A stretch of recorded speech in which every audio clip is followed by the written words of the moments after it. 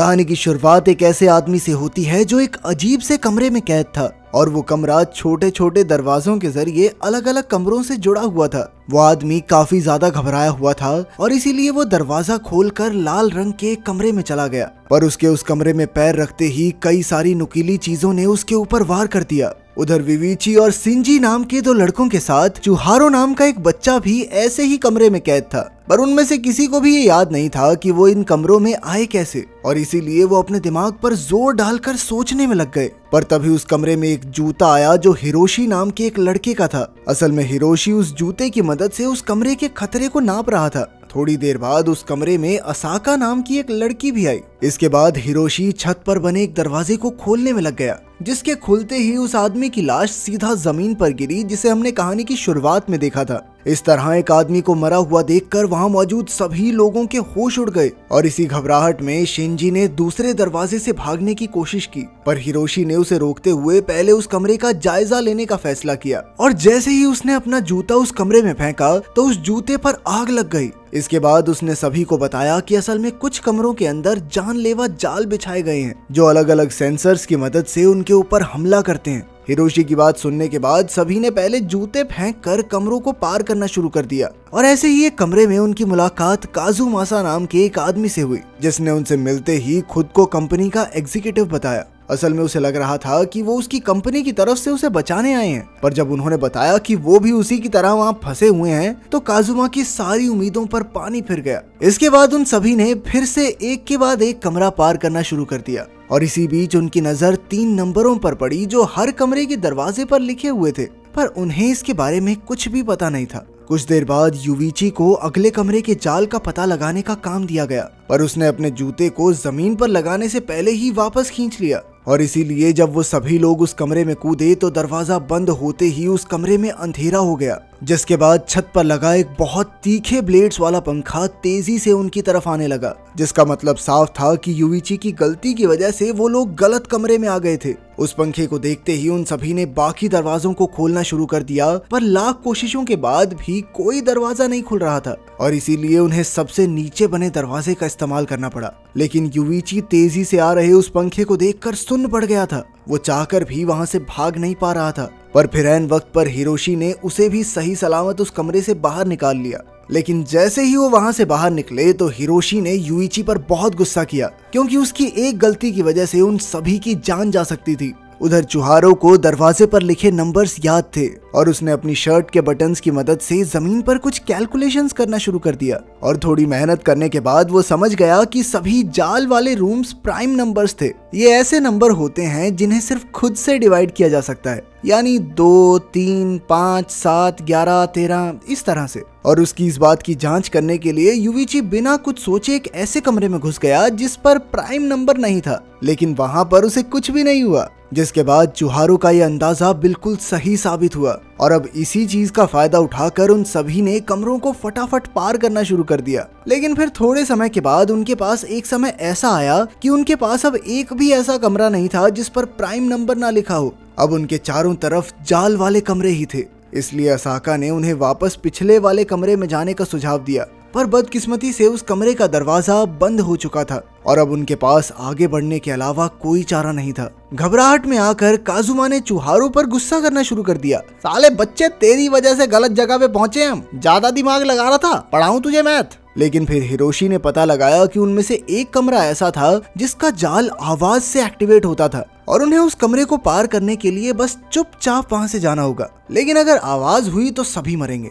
इसके बाद उन सभी ने एक साथ उस कमरे को पार करना शुरू किया, पर गलती से शिंजी का जूता उसके हाथ से छूट गया, जिसकी आवाज से उस कमरे के सेंसर चालू हो गए और बहुत सारी लेजर्स ने उनके ऊपर हमला कर दिया। इन लेजर्स से काजुमा जलते जलते बचा, पर किसी तरह बाकियों ने उसे सही समय पर दूसरे कमरे में खींच लिया। काजुमा जिंदा तो बच गया, पर उसके हाथ में थोड़ी सी चोट आई थी, और इसीलिए उसने शिंजी के ऊपर चिल्लाना शुरू कर दिया। उसने कहा कि ये क्या तरीका है बे, हाथ में जूता नहीं पकड़ा जाता ढंग से। थोड़ी देर बाद चुहारो ने उन सभी का ध्यान एक क्यूब की तरफ खींचा, जिसकी मदद से उसने उन सभी को समझाया कि ये सारे कमरे एक क्यूब में बने हुए हैं और शायद ये घूम रहा है और हम इसके अंदर ही घूमे जा रहे हैं, और इसीलिए उन्हें इस क्यूब के कोने का रास्ता ढूंढना था जहाँ से शायद वो बाहर निकल सकेंगे। पर तभी अचानक से उस कमरे में जहरीली गैस भरने लग गई, जिस वजह से उन्हें दूसरे कमरे की तरफ भागना पड़ा। पर उन्हें ये नहीं समझ आ रहा था कि आखिर प्राइम नंबर ना होने के बावजूद भी उस कमरे में जाल कैसे बिछा हुआ था, पर उनके पास आगे बढ़ने के अलावा और कोई चारा नहीं था। पर फिर अगले कमरे में पहुंचते ही उनकी नजर उस पहले वाले आदमी की लाश पर पड़ी, जिसका मतलब था कि वो लोग वापस घूमकर उसी कमरे में पहुंच गए हैं। पर शिनजी इस बात से सहमत नहीं था। उसने कहा कि देखो भाई, कमरे घूम रहे हैं तो इसकी लाश इधर उधर से लुढ़क कर यहाँ पर आ गई। लेकिन फिर हिरोशी कहने लगा कि उनके पास वक्त बहुत कम बचा है और उन्हें बिना कोई सवाल किए सिर्फ चलते रहना चाहिए। अगले कमरे में जाकर युविची ने उससे सवाल किया कि क्या कोई बाहर उसका इंतजार कर रहा है,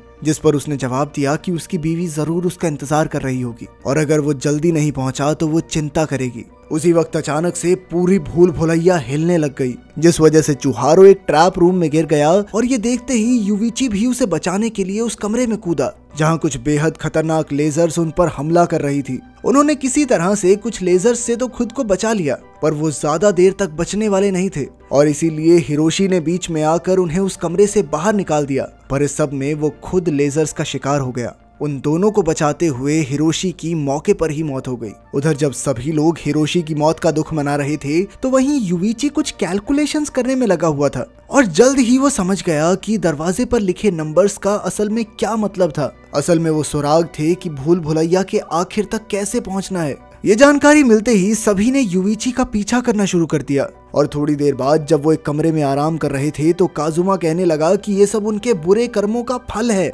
असल में उसने अपनी जिंदगी में कई सारे लोगों को धोखा दिया था, जिसके बदले में उसे ये सजा मिली है। पर तभी अचानक जमीन में से कुछ लोहे की सलाखें उठी और उनके बीच में आ गई। अब वो लोग दो ग्रुप्स में बढ़ चुके थे, जिनमें से एक तरफ काजुमा और शिंजी थे और दूसरी तरफ असाका, युविची और चुहारो। वो सभी समझ चुके थे कि अब वो सब एक साथ आगे नहीं बढ़ सकते, इसलिए काजुमा और शिंजी ने अपने बलबूते पर आगे बढ़ने का फैसला किया। वहीं युविची असाका और चुहारो के साथ आगे बढ़ता रहा, जहां एक कमरे में अचानक से उनके सामने एक स्क्रीन आ गई, जिस पर युविची के बीते हुए कल की एक याद थी। असल में ये मेमोरी उस दिन की थी जब उसके छोटे भाई हिरोटो ने अपने पिता की पिटाई से तंग आकर सब कुछ खत्म करने का फैसला किया। उस दिन युविची ने अपने भाई का साथ देने की बजाय उसे चुपचाप सब कुछ सहन करने को कहा और इसलिए हिरोटो ने एक ऐसा कदम उठाया जिसके बारे में वो सोचकर आज भी डर जाता था। ये सब दोबारा देखकर युविची पूरी तरह से टूट गया, पर उसने अपनी गलती को सुधारने के लिए सोच लिया कि वो चुहारो और असाका को किसी भी हालत में इस भूल भुलैया से बाहर निकाल कर रहेगा।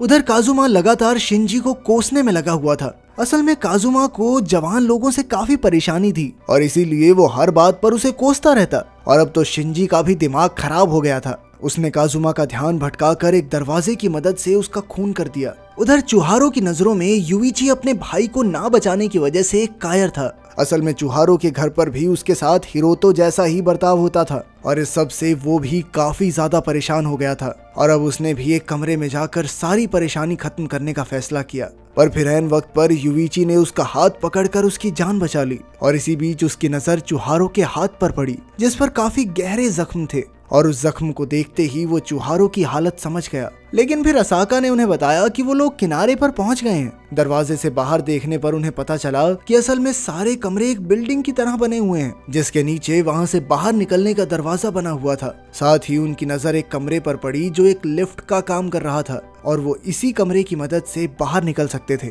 युविची ने तुरंत ही कैलकुलेशंस करके एक प्लान बनाया, जिसके बाद वो उस कमरे की तरफ बढ़ने लगा जहां रास्ते में उनकी मुलाकात खून से लिपटे हुए शिंजी से हुई। पहले तो वो सब काफी ज्यादा खुश थे, लेकिन फिर उसके कपड़ों पर लगे खून को देखकर वो सभी थोड़ा घबरा गए। शिंजी ने झूठ कह दिया कि काजुमा की मौत एक ट्रैप रूम में हुई है और वो बाल बाल बचा है इस मुसीबत से। खैर इसके बाद वो सभी बिना किसी शिकायत के आगे बढ़ने लगे, पर तभी शिनजी उन सभी को जबरदस्ती एक ट्रैप रूम में ले गया जहां उसने सबके सामने अपने गुनाह को कबूल किया, जिसे सुनते ही वो सभी वहां से भागने की कोशिश में लग गए। पर तभी शिनजी ने युइची पर हमला कर दिया और जब युइची ने इसके पीछे की वजह पूछी तो शिनजी ने उसे बताया कि असल में वो एक दुकान पर काम करता था जहां उसकी बुरी स्किल्स की वजह से वहां मौजूद सभी लोग उसे काफी ज्यादा डांटते थे और तभी से उसके अंदर ये गुस्सा भर गया था और इसीलिए उसने काजुमासा को भी मार दिया क्योंकि वो बिना बात उसे सुनाता रहता था और अब वो उन तीनों को भी मारना चाहता था। इसके बाद शिनजी ने युइची का गला दबाना शुरू कर दिया।